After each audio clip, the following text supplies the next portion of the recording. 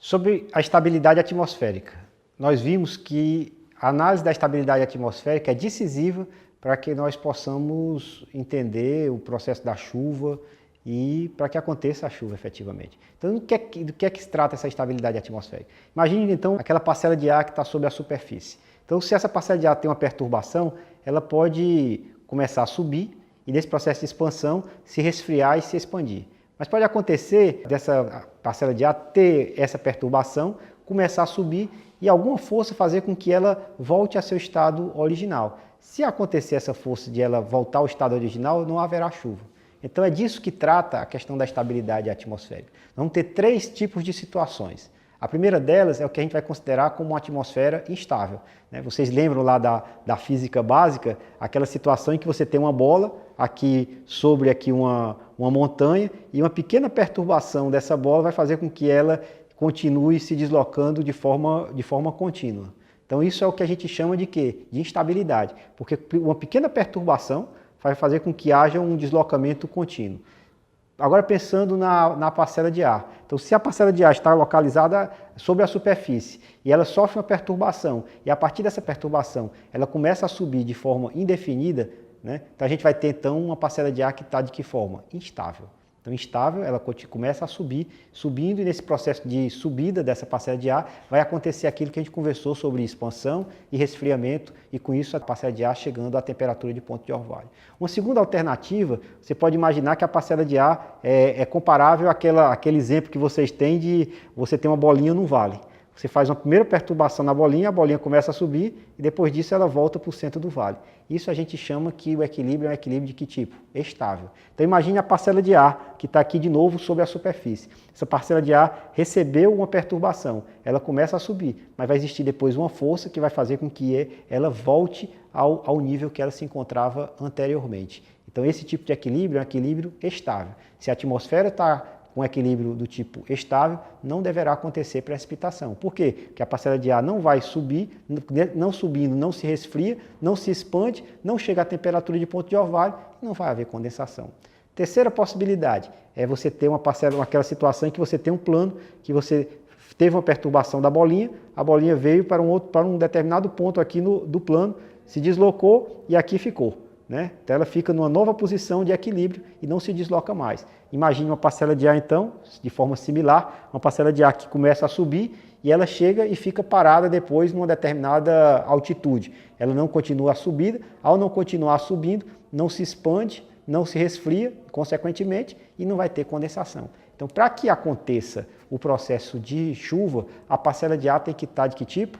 Instável. Sem a instabilidade, não acontece o processo de chuva. Agora, o que é que caracteriza essa instabilidade? O que caracteriza essa instabilidade é a relação entre a temperatura da parcela de ar e a temperatura do meio ambiente. Quanto mais quente for uma parcela de ar, mais leve será essa parcela de ar. Mais quente, mais leve. Então, se uma parcela de ar ela é mais quente do que o seu meio, ela vai fazer com que essa parcela de ar seja o quê? Instável. E ela comece a subir, e nesse processo de subida se expanda, se resfrie, e aí chega a temperatura de ponto de orvalho, com isso produza condensação. Se a temperatura da parcela de ar é menor do que o meio, essa parcela de ar vai ser mais o quê? Mais pesada. Sendo mais pesada, ela sofreu uma perturbação, mas imediatamente ao ser mais pesada, ela vai voltar para o estado anterior. A terceira situação é a situação em que a parcela de ar ela é o quê? Indiferente. Então ela sobe e à medida que ela suba, ela ficou com a temperatura do meio nessa altitude. Então ela vai ficar estacionária ali, não subirá e não acontecerá então o processo de condensação a partir do resfriamento da parcela de ar e a parcela de ar chegando àquela temperatura de ponto de orvalho.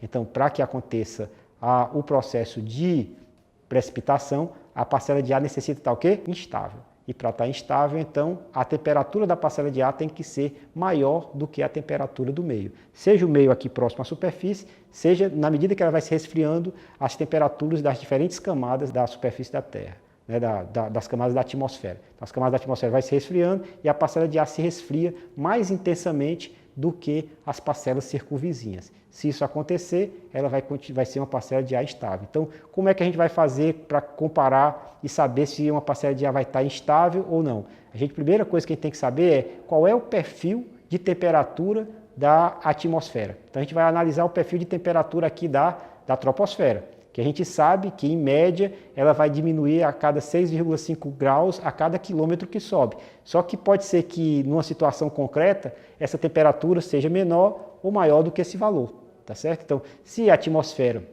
está se resfriando mais rapidamente, então essa curva, essa atmosfera vai estar mais fria. Se está mais fria, ela vai ter uma situação mais instável. Então, a gente vai comparar com o quê?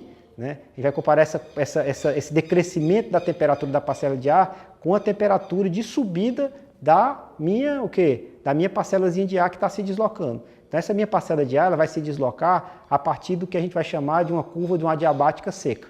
Então, a curva de ar, se a parcela de ar não estiver saturada, ela sobe numa adiabática seca. Essa adiabática seca, ela vai ter uma certa temperatura de redução, que é em torno de 10 graus por cada quilômetro que ela vai subindo. A cada quilômetro que ela sobe, ela reduz uma temperatura de em torno de 10 graus. Se a tal da parcela de ar ela tiver um decaimento, uma variação de temperatura e for ficando mais fria do que essa adiabática seca, então vai acontecer chuva, mesmo que a parcelazinha de ar esteja saturada.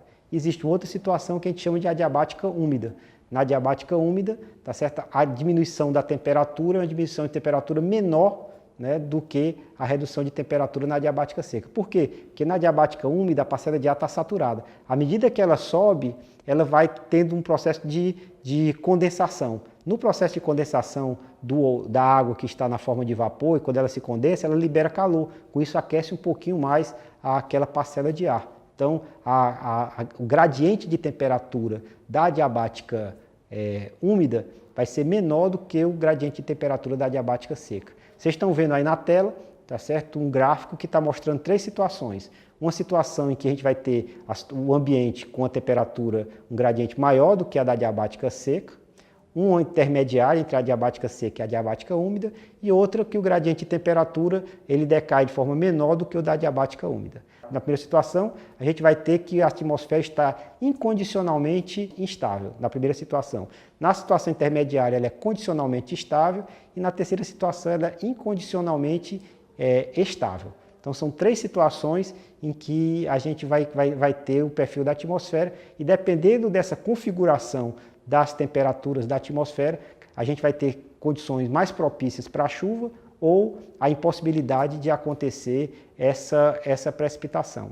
Observe que no início das precipitações, sempre para que aconteçam as precipitações, a atmosfera vai ter que estar o quê? Instável.